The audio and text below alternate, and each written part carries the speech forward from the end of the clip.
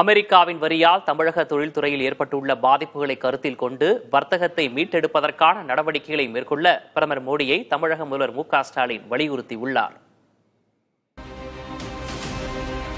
இந்தியாவிலிருந்து அமெரிக்காவிற்கு வர்த்தகமாகும் பொருட்கள் மீதான வரியை ட்ரம்ப் அரசு சமீபத்தில் 50 விழுக்காடாக உயர்த்தியது.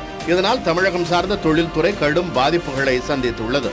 இதனை சுட்டிக்காட்டி பிரதமர் மோடிக்கு தமிழக முதல்வர் ஸ்டாலின் கடிதம் எழுதியுள்ளார். அதில் கடந்த நிதியாண்டில் தமிழகத்தில் உற்பத்தியான பொருட்களில் 31 விழுக்காடு அமெரிக்காவிற்கு ஏற்றுமதி செய்யப்பட்டுள்ளதாக குறிப்பிட்டுள்ளார். அமெரிக்க சந்தையை தமிழகம் அதிகமாக சார்ந்திருப்பதால் இறக்குமதி வரியின் தாக்கம் உற்பத்தி துறை வேலைவாய்ப்பில் பாதிப்புகளை ஏற்படுத்துவதாக முதல்வர் கூறியுள்ளார். இந்த நெருக்கடியை தணிக்க ஏற்றுமதி போட்டித்தன்மைக்கு நீண்டகாலமாக தடையாக இருக்கும் கட்டமைப்பு சிக்கல்களை தீர்ப்பது அவசியம் என முதல்வர் தனது கடிதத்தில் சுட்டிக்காட்டியுள்ளார். பிரதமர் இந்த விவகாரத்தில் அவசரமாக தலையிட்டு சம்பந்தப்பட்ட அமைச்சகங்கள் மற்றும் தொழில்துறை சார்ந்தவர்களுடன் கலந்து ஆலோசனை செய்யவும் முதல்வர் வலியுறுத்தியுள்ளார்.